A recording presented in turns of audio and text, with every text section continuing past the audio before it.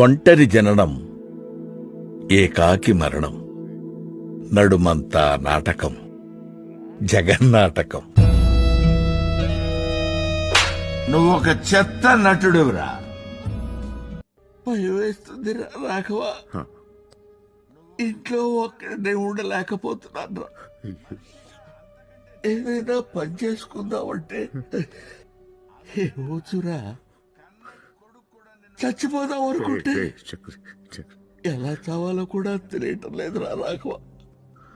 భయం వేస్తుందిరా రాఘవ.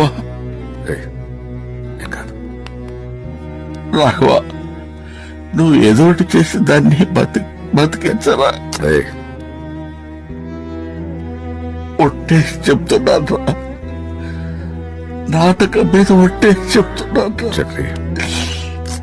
దాన్ని బాగా చూసుకుంటాను రా.